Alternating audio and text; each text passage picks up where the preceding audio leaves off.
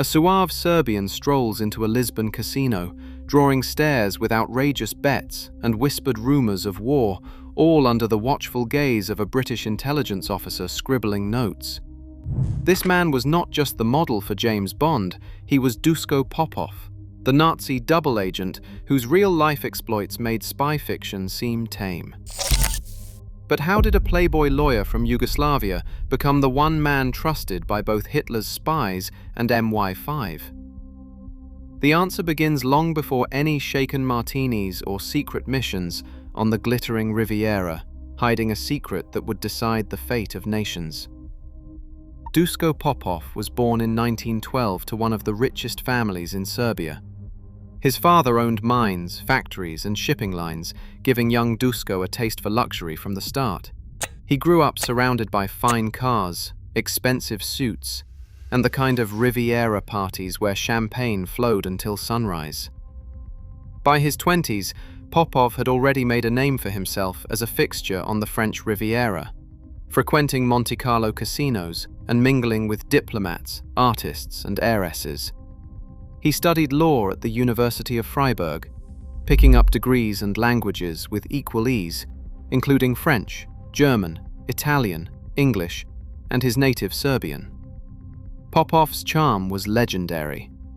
He could talk his way into any club and out of almost any scrape, whether in Belgrade, Paris, or Cannes. Friends described him as brilliant, reckless, and impossible to ignore.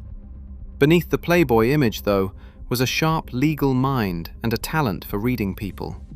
These were the tools that would soon catch the attention of men in Berlin and London, searching for someone who could move through high society without raising suspicion. In August 1940, a telegram from Johnny Jebsen arrived, summoning Duško Popov to Lisbon. Jebsen, a fellow cosmopolitan and old friend who had joined the German intelligence service Abwehr, brought Popov into a world where charm and connections were currency. The meeting took place in a city thick with neutral intrigue, where spies from every side mingled in hotel bars and smoky cafes. Abwehr officers laid out their pitch, saying Popov's Yugoslav background, business acumen, and social standing made him an ideal candidate for their intelligence network. They offered a generous cash retainer, enough to fund a lavish cover as an international trader, and provided a business front in Lisbon to mask his true activities. The Germans saw him as a loyal Yugoslav, someone who could move freely and gather information under the radar. Popov listened, weighing the risks and rewards. The Abwehr believed they were recruiting a valuable new asset, never suspecting that their newest spy was already considering how to play both sides and to become a double agent. Duško Popov landed in London with a plan that would have gotten most men shot.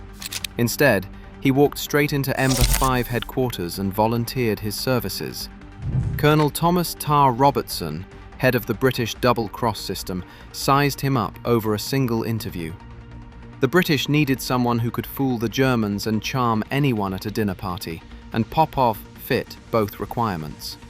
MI5 gave him the codename Tricycle, a sly nod to his rumored habit of never traveling alone, at least when it came to the company of women.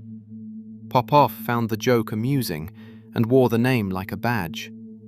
Under Robertson's direction, he became part of the XX Committee, a secret team that turned enemy agents into double agents. Popov's first task was to convince the Germans he was working for them, while feeding their questions and plans straight to British intelligence.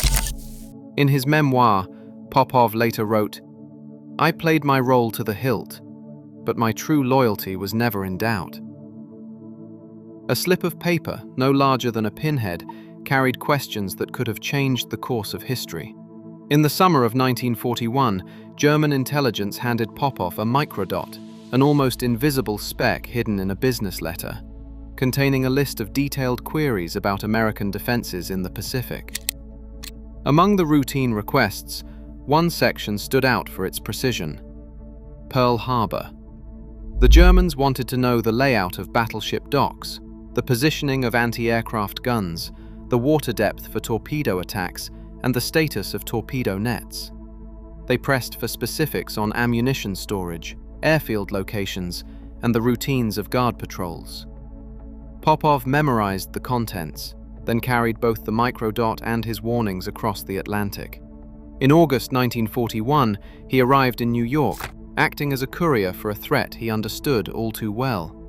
The questions were not idle curiosity. They mirrored the kind of intelligence a military planner would need for a surprise assault. As Popov prepared to deliver the microdot to American authorities, the urgency was clear. Someone, somewhere, was planning something catastrophic for Pearl Harbor. FBI headquarters in Washington was a world apart from the smoky casinos and backroom deals of wartime Europe. Duško Popov arrived with a warning that should have set off alarms, but his reception was anything but urgent. The FBI's first response was to scrutinize the technology he brought, the microdot, marveling at its novelty instead of focusing on the message inside.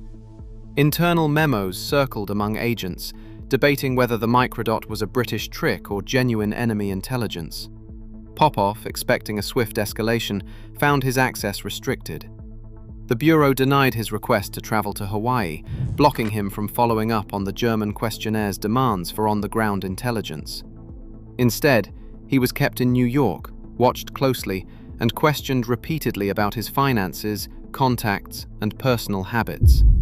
J. Edgar Hoover's top deputies viewed Popov with suspicion, uneasy about his expensive tastes and open defiance of American social norms.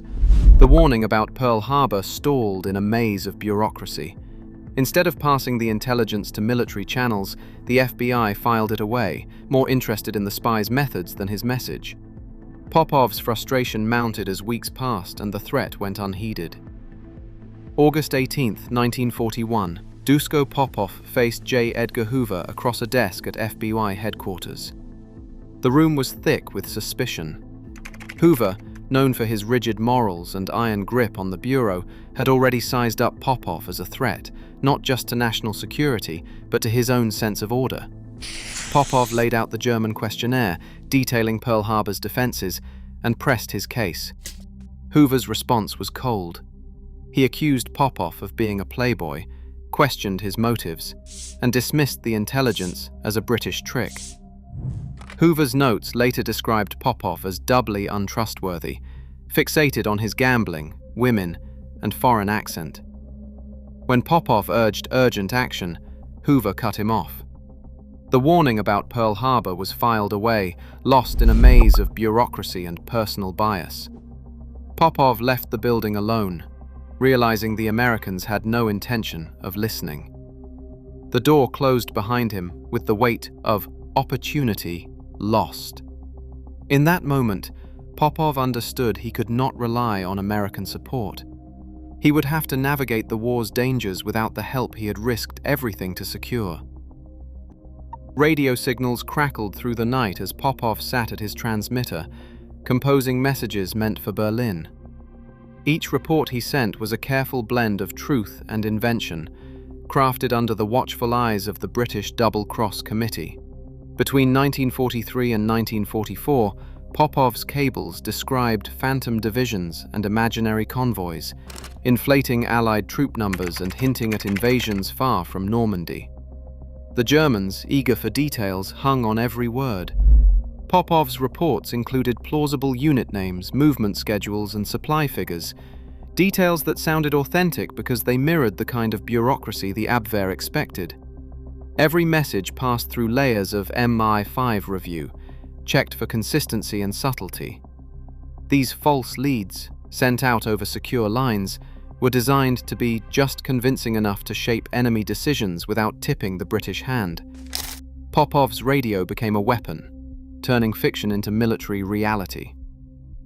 On June 6, 1944, German commanders kept their strongest armies waiting at Pas de Calais, convinced the Allied invasion would strike there instead of Normandy. The Abwehr, relying on detailed reports from trusted agents like Popov, dismissed signs that the real attack had already begun to the west.